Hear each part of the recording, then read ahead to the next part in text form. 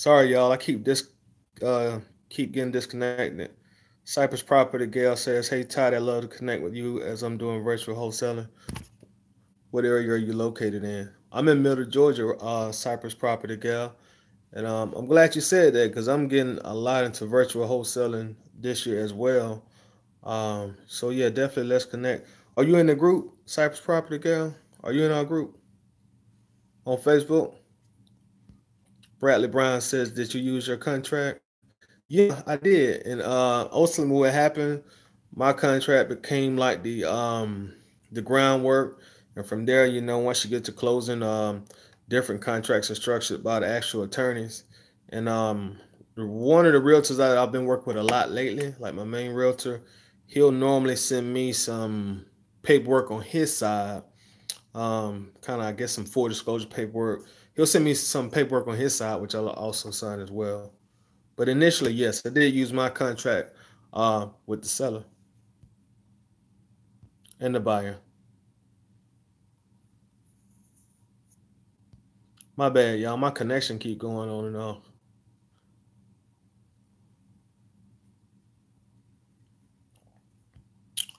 Deion Jackson says, how much does it cost to update a 4 bed, 1 bath? Ballpark home is outdated and everything needs updating. Um, what's the square footage of it? And does it need a full rehab? Inspirational word says, "Are you going to be in Atlanta again?"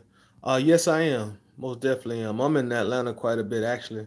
So I'll be in Atlanta again probably. What's today? Monday? I'll probably be in Atlanta sometime later on this week. Maybe like Wednesday, Thursday. I'm in Atlanta quite often. 1,100 square foot and doesn't need a full rehab. Well, you say update.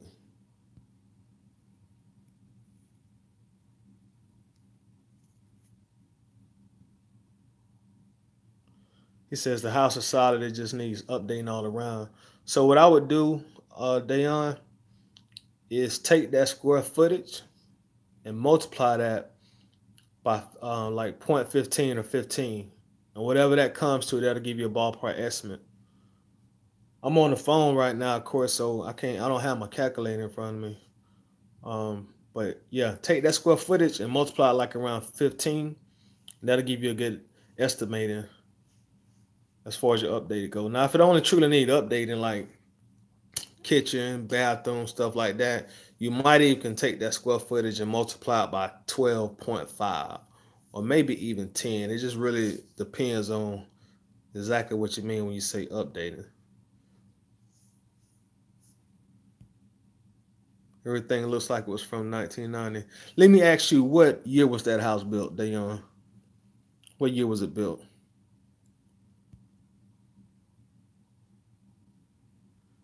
Malik says, "I'm on my way to my first deal in New York City, New York, New York. Been cold calling like crazy. Got some interested. I'm just scared and what to say."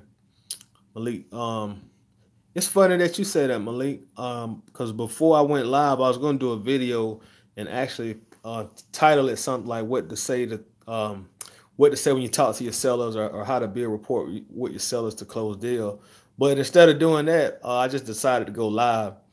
So I try to do a video on that tomorrow. I try to do a video on that tomorrow for you, Malik. You know what I'm saying? And I'll even, if I do drop one, I'll tag you in it because I specifically was going to actually talk about that. Um, but as far as being scared to say, just to touch on what your question or your statement there, it's going to come with practice and repetition. And with practice and repetition, it's going to become more natural to you and less stressful, more and less with a lot less anxiety when it's time to talk to sellers. So I'm gonna do a video on that real soon. 1971. So I would probably multiply it by like based on what you saw as far as the pictures go. If it's truly nothing only but updating, you probably can get away with multiplying that from, I'll probably say around 12.5, just to be on the safe side. Because from that and 10 is not going to be a real big difference. So 12.5 is the middle point from 10 to 15. So I'll say 12.5. So take that square footage, Dion, and multiply it on your calculator by 12.5. And that's going to give you a pretty good estimate for your updating. Says I got it on the contract for 55K. The ARV is 150 to 160. I'm marketing it for 70. Is this a good deal? Anybody could get on Redfoot and get a house for that price. That sounds like a reasonable deal, man. That sounds like some pretty good numbers. Of course, a lot of that's gonna depend on how hot that area is that you got the contract under. But those numbers sound good. Especially if you say just need some updating. What skip tracing services you use? Not really none at this time, legendary. Nothing that's dedicated. When I say that, I'll go to like True People Search sometimes. I'll go on there and what's the other one? I think it's 411.com. They got a paid service, but as far as dedicated, nothing right now. But I do need to start doing that more. Aaron Brown says, "How do you feel about using private money lenders?" I never used one before myself. Definitely had the offers and opportunity to. So to be honest with you, I really can't truly speak on that with any kind of solid experience under my belt. You know what I'm saying? Because I'm just gonna be talking. I'm just gonna be answering that question based on something I haven't done yet. But from other investors that have maybe bought houses from me using private lenders or private money. I haven't really heard a whole lot of horror stories with it. I guess it really just all depends on the situation and of course, the price. And what's going on, Aaron?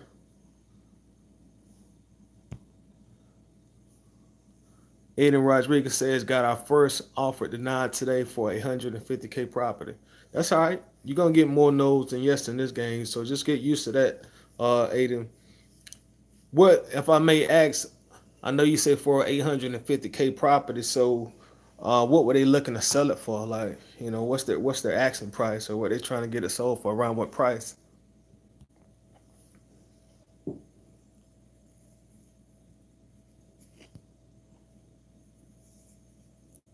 Legendary ENT says probate seller call script if you have letter for scripts.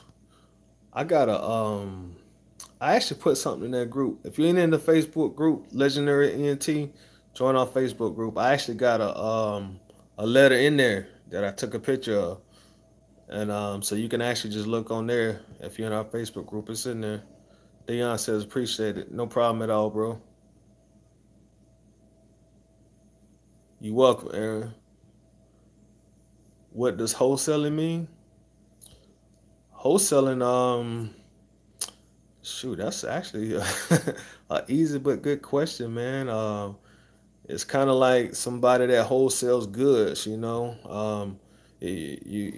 have a tendency to have a lot of goods or maybe even services in one particular area, and therefore you can actually resell those goods, contracts, or what have you, maybe for in most times a lower than market price in most cases, in most categories when you say wholesalers. So I hope I answered that. They listed it with a realtor at 1 million. Man, you gotta be like in a big city. Where you located at, Aiden? That's a lot of money, man. I ain't never did no deal nowhere close to that kind of money.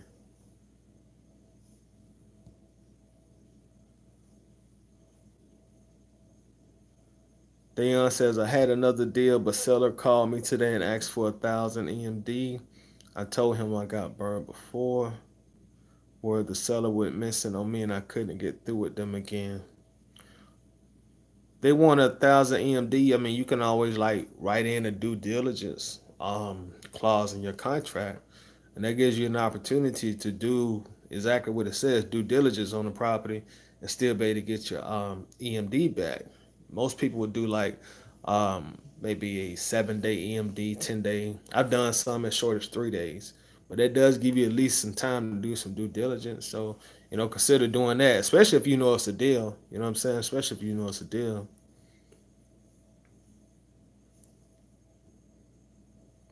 Legendary says, I am subscribed to the Facebook group. You're welcome.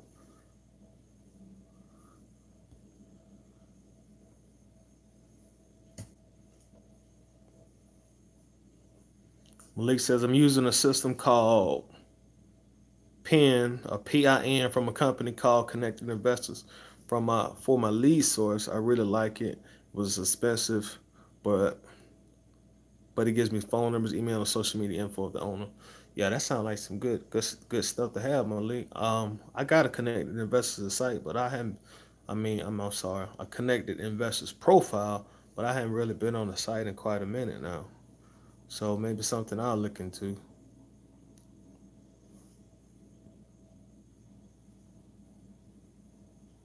Thank you, Donna. I appreciate it. Donna says I'm a big fan. Been following you since your first wholesale deal.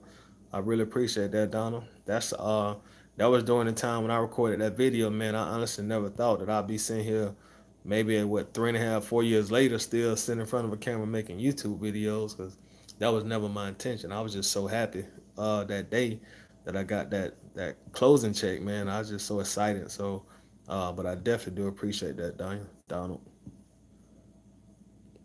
Deion says I had a 14-day due diligence and he counted at 5 days. I worked though and it's hard for me to schedule cash buyers to come in 5 days.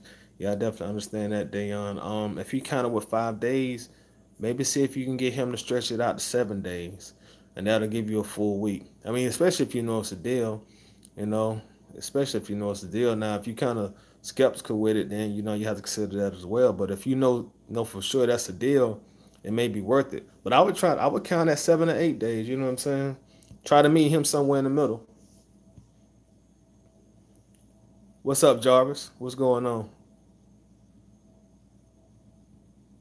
Kiki Lola says, when driving for dollars, how many homes do you have to go through before getting an actual deal? Trying to gauge how much inventory I need to go through.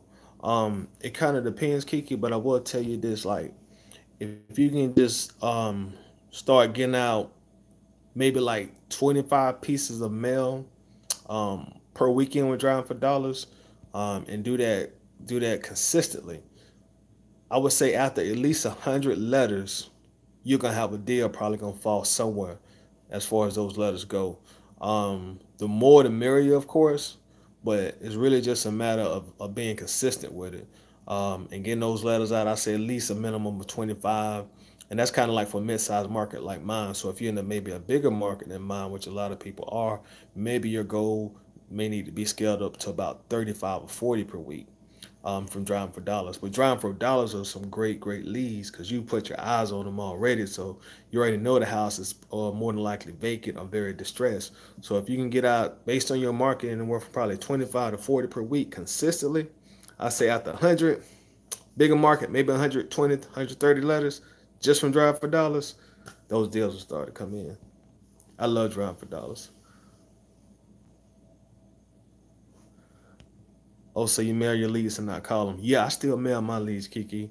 I've been trying to convert over to start doing cold calling, but old habits are hard to break, as they say. So I'm probably about an hour 20 minutes south of you, Kiki. How do I deal with a realtor? Says Carlos Bonham. It all depends, Carlos. The way I kind of got plugged into the ones I've used or I do use is just by doing deals. And some of the times those realtors have been indirectly involved in those deals. And you meet them, get to know them, and then y'all just start doing business together. That's how it happened for me.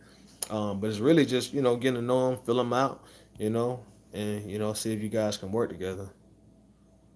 But they can help you in a lot of different ways, from finding buyers to giving you more accurate assessments of like ARVs, and if you got a real good experience from, even like sometimes repairs. So it just all depends. What's going on that time?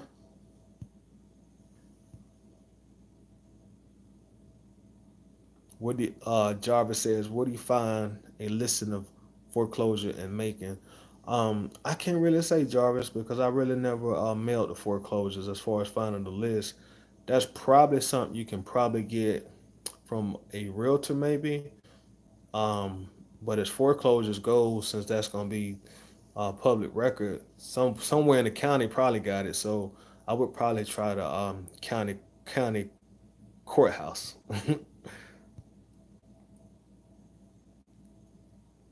You're welcome, Kiki. Can you email me some contracts? To be honest, Carlos, I don't email contracts anymore because it just becomes time consuming for me. But if you join our Facebook group, we got a file in there with all kind of contracts in there, man. All you gotta do is just join the group, and then you can pull every contract you need. It's in there in that group for you, in the group already. Legendary ENT says, Tidy, have you thought about outsourcing the cold caller? I have. Um, I hadn't did it yet, but I have. I have thought about it. Have somebody to do it for me. Because to be honest, it's definitely something I would rather not do myself. So I probably need to think more into doing that. Because I'm sure that would definitely help me.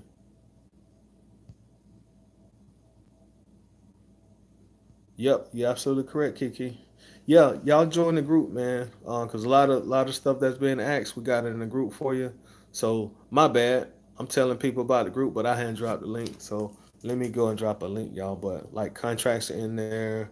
It's a lot of good information in there.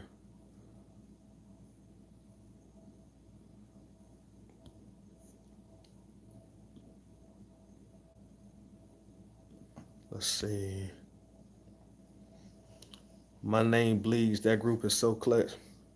Yeah, yeah. See, my name bleeds. He telling you the real on it, man. We not a huge big group or anything, but we do what we can to help each other out in there. And shout out to speaking of the group, shout out to my dog Ramon. He got his first deal today. He posted it up in the group. He got his first deal, and I actually happened. I don't know if he's watching right now, but I happened to run into him the weekend of my birthday. When I had went out to LA for my birthday, and we was actually both about to fly from LA back to Atlanta. I actually had missed my flight. I had like a 3 o'clock flight, and I missed the flight. And the next flight then come back. The next flight then go out to like 11:30 that night, California time. So had to wait like 7 8 hours. So I'm sitting over in the corner, just slouched down in LA. It's kind of just pissed off, you know what I'm saying? Because my day just wasn't going good. I missed my flight. I got to wait all this time to go back home. And then he just kind of approached me. He was like, "Hey, Toddy Jones," and I kind of looked up, but I didn't recognize him. And he was like, "Are you Toddy Jones?" I was like, naturally I'm thinking like, no, but who are you? But then he started telling me, he followed the YouTube channel, and so like I said, I met him about a month ago. But again, shout out Ramon getting his first deal, man. Ramon got some stacks today too, y'all. So if y'all ain't in the group, come on, check out the group, man. Let me drop this link in here.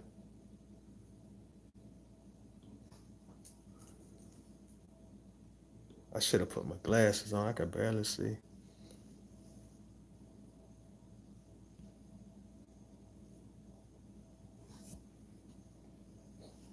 Dayon says contract expires this week. Buyers been wanting to do a walkthrough, but seller don't want tenant to know she's selling it. She's finally set a date for Wednesday, so I have 45 people come by. Hopefully that will have a bid war. Yeah, I feel you on that, Dayon. Those situations are tougher than just your typical vacant housing where you can get people in there whenever you want to. So I know you're coming from now, especially when you talk about EMD. Those are not easier than those vacant houses. I finally got logged on, so I'm about to drop the group. I mean, damn, I'm about to drop the link to the group. So if you ain't in the group yet, you can just click on this link. It'll take you right to the group. We'll get you plugged in.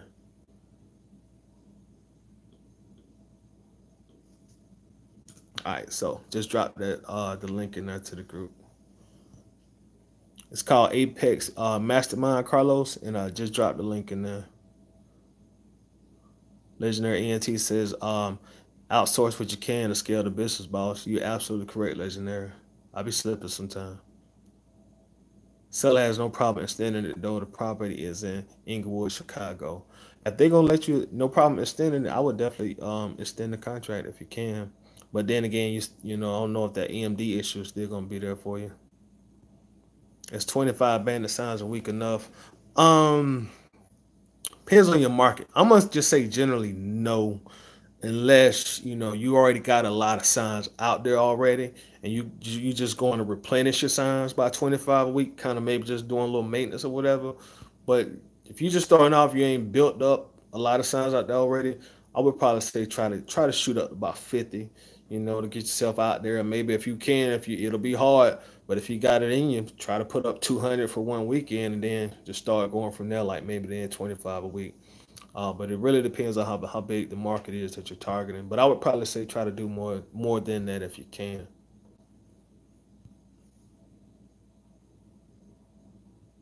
Ashley Jackson says, "Hey Tidy, thanks for all the information you provide. I'm working to get my first deal, and your videos a big help." You're very welcome, Ashley. And that first deal is coming very, very soon. Very soon. It's probably gonna be sometime next month. I got a good feeling on it. Kevin Harris says, "What's up, boss? What's up, big dog? You welcome, Donald. What signs do you use, Tidy?" Dion, I use a lot of different ones. In fact, I just ordered some 18 by 24s. Those are pretty good because those are gonna be your bigger ones. But you can go like, um, what's the other size I like? I think it's 12 by. I ain't never been good with them damn numbers, but I think it's 12 by 18. Those are pretty good, or 18 by 12, however you want to do them. Those are pretty good. Dirt cheap signs got some, I think, which are like 9 by 24s. Those are like kind of like that. They ain't real big, but they like that. Those work pretty good too. Um, but I would say, yeah, 12 by 18. Thank you. I would say the big dog or the granddaddy is gonna be your 18 by 24s though. But if you're trying to be a little discreet, get the smaller signs. Like, all right, here a gem come for you. Like, if you put your sign somewhere where you know they got a good chance of probably coming up, but you need that traffic, that's when you get the smaller signs. Don't put the 18 by 24s on like certain shopping malls that ain't gonna deal with that big ass sign on their property. Be a little subtle.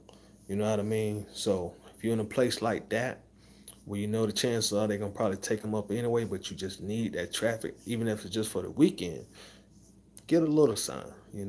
That way it ain't such an eyesore, and you'll notice that it'll stay up a little bit longer.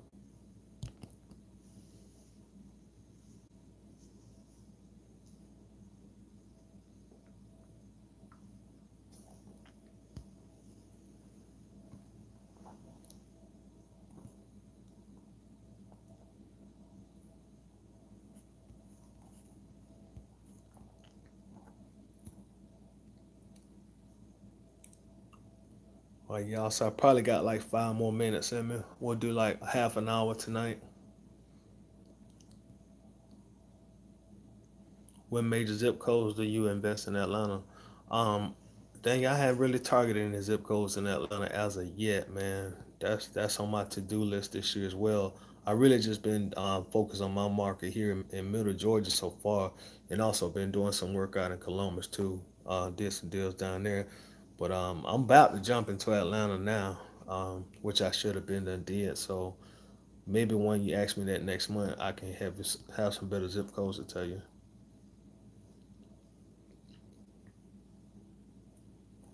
Malik says, "I'm outsourcing my cold calls now in my market. Cold calling is one of the main ways to get deals, but I didn't want to make the calls. So I went on fly and got a VA with experience in real estate." How's that going for you, Malik? Give me some feedback on how that's going. Have you got any deals done by doing that? So let me know your results on that so far. My name Bleeds says, "Have you tried to drive for dollars out?" I did. My name Bleeds, but when I tried it, it was only available on Apple. It hadn't rolled to Android yet. So I might need to try next time I go. I still got it downloaded on my phone. Dayon says, "Have you closed the deal yet this year, Toddy?" I haven't, Dayon. Sadly to say I have not. I should have one closed by the end of the month if everything goes as planned, but not as of yet. What have you heard about the LA market? Says Xavier Thomas. Man, I heard it's very high, of course. And I always hear about the LA market that it's a tough market. That's the first thing everybody say. Um, well, the first thing a lot of people say when talking about the LA market, they say that's a tough market. Um, I've always heard once you get deals, it's a very profitable market, but I always hear it's a tough market. So I don't know if that's from a combination of things like the price of real estate just being so astronomically high in Los Angeles, combined with that, with so many people doing the same thing you doing. So I imagine that has a lot to do with it. But that's what I've heard from the LA market. But I would absolutely love to do deals in Los Angeles, man. You know what I'm saying? I would love to do deals out there. I love LA. I love going out there. So I would love to do deals out there. Anytime I go to LA, that's one thing I be trying to look at, like market prices. With the downtown prices area, East LA compared to like Silver Lake, all that stuff, man. I be looking at bandit signs. It actually shocked me, man.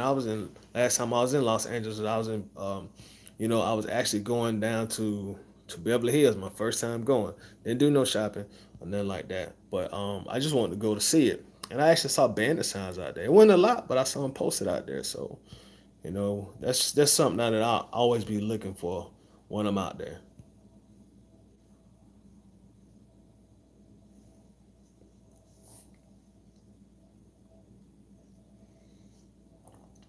Saddam said, "Yo, what's good, Todd? How you doing, brother? I'm doing great, Saddam. Good to hear from you, man. What's going on with you?" Latoya Wyman says, "New York market. I hadn't really done a lot of research on the New York market. I've had like students who've been up in Jersey. I know I know the price of real estate is real high up there. I do know that for certain. I know the price of real estate is real high. I'm not sure how the wholesaling, how good wholesaling is as far as that market goes. But I have a student that he was in Jersey, so I used to get a lot of information from him on the Jersey market. But I assume being that Jersey and New York are so close that the markets are pretty similar. I just know the type of houses they just differ so much from the type of houses that I'm used to down here down south. They differ so much as far as to build and what people rehab.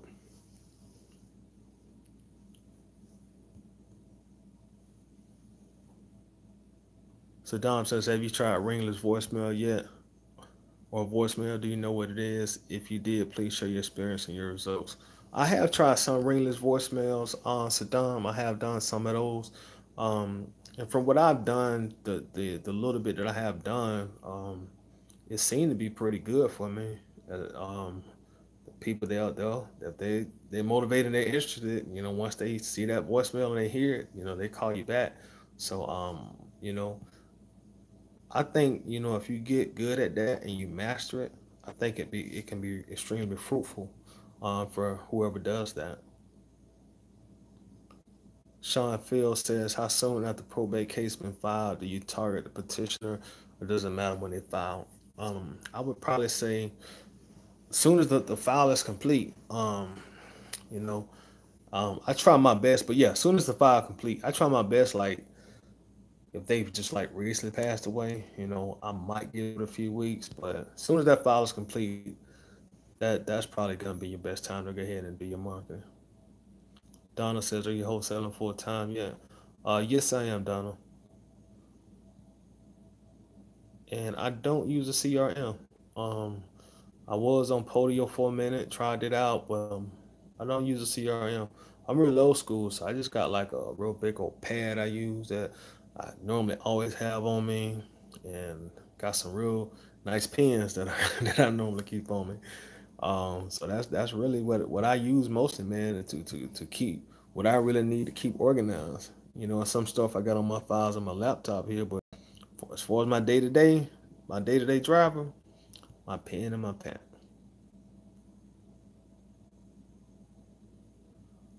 Latoya says houses are very different in New York. How so, Latoya? From your experience. Ty Jinx now said, "What's up, Ty? What's going on, Ty Jinx?"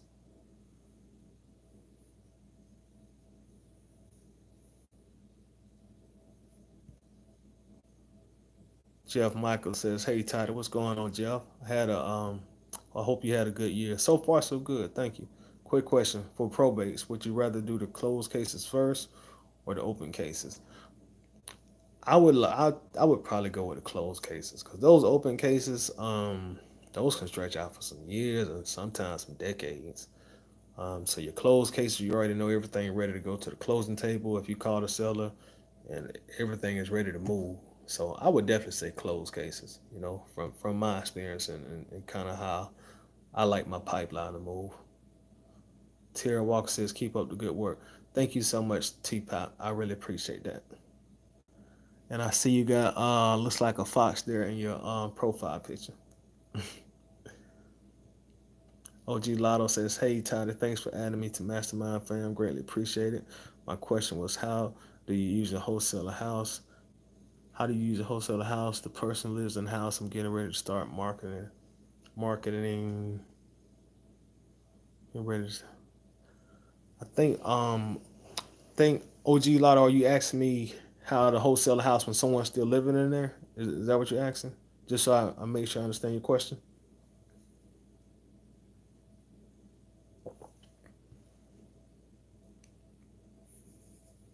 No problem, Shane.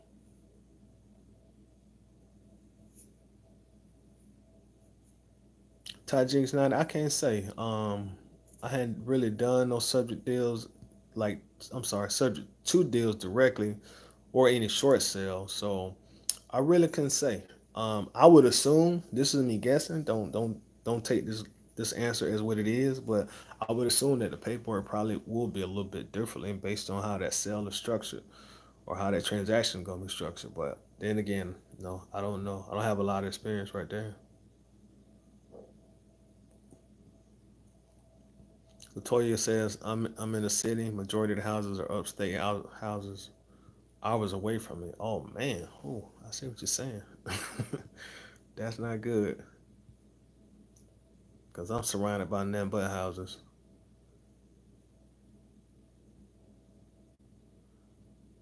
Okay, so on those OG Lotto,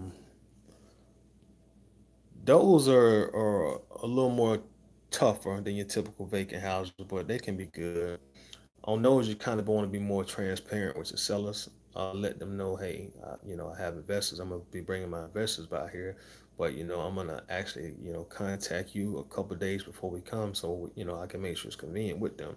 But you definitely want to let them know that you will need to bring some of your people back by throughout this process, and 95% of them they have no problem with that. They ain't gonna give you no flack by that.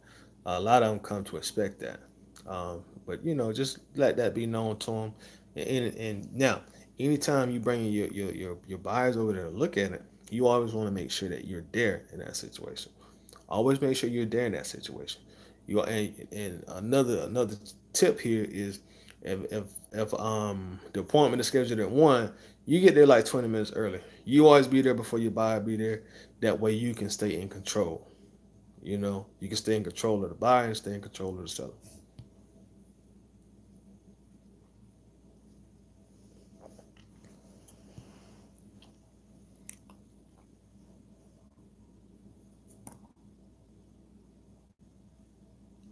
Jeff Michael says, "What's your go-to way to mail probates? Postage can be pretty expensive for larger postcards." Jeff, I mainly probates. I mainly just buy books of stamps, which are $10 a book. I just buy a book of stamps and buy some envelopes, and I just go to town with it. Cause granted it is expensive, but I look at it like this. If I can mail out 200 probates and get one deal, it'll pay for the stamps and it'll pay for my time. But so that's how I do it. I don't even do my probates by postcards. I do my probates by letter, and then I'll sign it personally myself. And the reason I do that, I try to be a little more personable with probates because of the type of lead it is. So I answer a few more questions, y'all. Then I'm about to get out of here.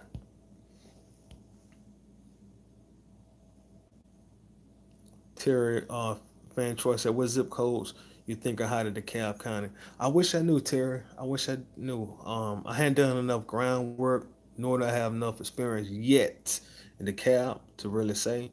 But I'll be able to tell you sooner than later, because that's really where I want to get some deals done this year. Fulton, DeKalb, Clay County, and Gwinnett. So you know, so maybe in 3 more months I can come back and say, "Hey Terry, you need to be mailing here. You need to be dropping dollars here."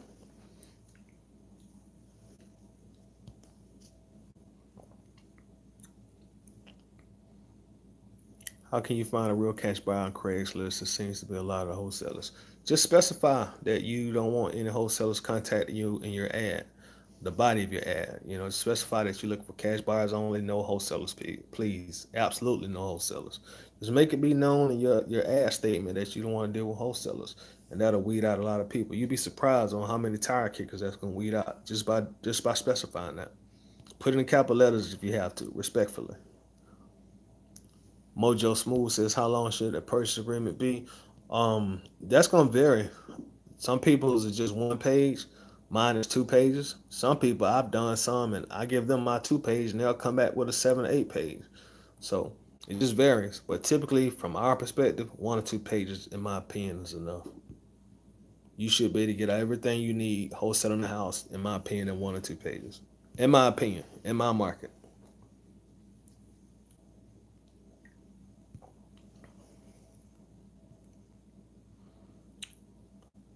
Ty Jinx 9 says, "What are your top 3 marketing tools?" Drive for dollars, um, bandit signs, and probate leads. Those are my babies.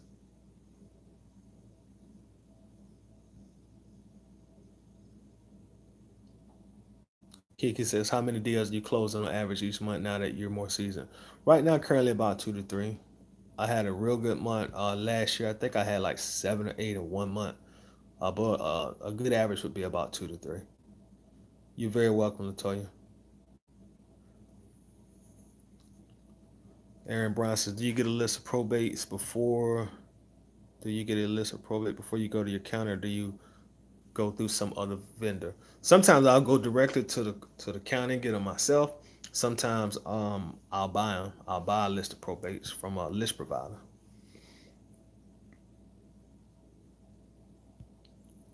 David QA says, when you do a JV deal, who gets the non-refundable EMD, or you split it?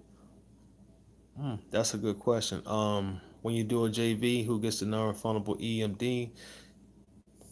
I would probably say that's gonna be, you probably would want to open an escrow on something like that, which will eliminate a lot of stuff. I will say I was involved in a deal where we had a non-refundable EMD, and the buyer couldn't close. And what we ended up doing is we just split the EMD. The buyer kept $500, and then the seller, myself, kept $500.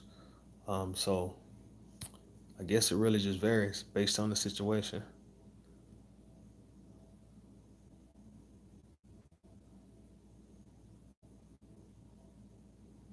OG Lotto says, "Thanks for answering that earlier question. What contingency do you use if seller needs time to move, maybe a week to a month?" Oh, that's cool. Give them how much time they need. You know what I'm saying? Give them much time they need. I did a deal once where the guy needed like 2 months to move everything off the property, and that was fine. We worked on that, and I explained that to the buyer like, "Hey, excuse me, it was a good deal." But I explained that to the buyer like, "Hey, he's gonna need time to get his stuff off here," and it was all right. We even signed something that closed saying, "Hey, you got to this day to have all your property off the property." But yeah, just give them the time they need. You know what I'm saying? And just let your buyer know that time period. If it's really truly a good deal, your buyer can wait. He can wait a month. To take possession. Just open that escrow, get that deposit, and yeah. So definitely allow them that time. You're welcome, Kiki. Aaron says, "I'm in Cali and my tax delinquent. PDF doesn't tell me when the auction date is. How do you find out the auction date?" Oh, that's a good question, Aaron. And that's probably gonna like vary by county.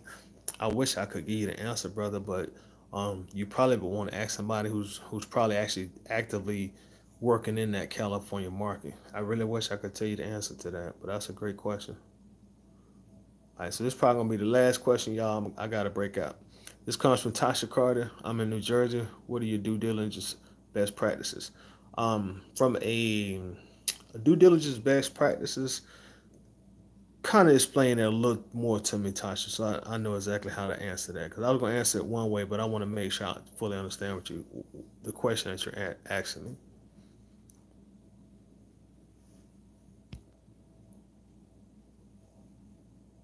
So if Tasha's still on, give her time to respond. And if not, I'm out to break out, y'all.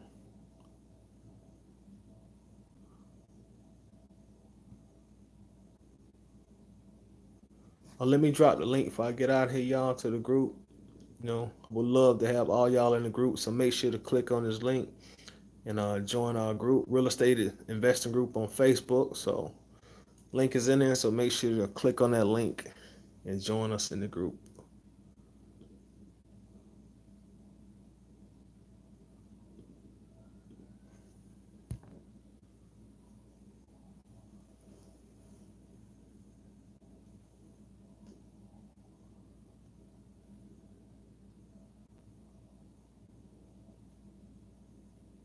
Tasha said, what steps should I take to ensure that the property is a deal? As far as your due diligence go, as far as how that typically goes, that's like you may your buyer may give you a, let's say, just like a $5,000 earnest money deposit, but he may impose a due diligence period for 7 days. So that means he has from the date the contract is signed, no more past 7 days to actually go in there and look at it further, bring his contractors, his whoever he wants to bring, electricians, and just do due diligence. Look at the property from inside out, crunch more numbers. And anytime within that period of time, if he decides that he doesn't want to buy the house for whatever reason, he gets his deposit back and he's not obligated to the deal. So that's typically how due diligence will work, and that can even work on your side as the wholesaler with sellers. You may give them $1,000 deposit, and you may impose a 5 to 7 day due diligence period. So it can go both ways. Sorry, you just got a notification, Marble Grass. YouTube be tripping. Hey y'all, but I'm out of here, man. I'm gonna try to do a video tomorrow to answer a question that was asked earlier in the stream. So I want to thank y'all. Appreciate everybody checking out the stream. Make sure to click the link, join our Facebook group, and I'm gonna rock out with y'all next time.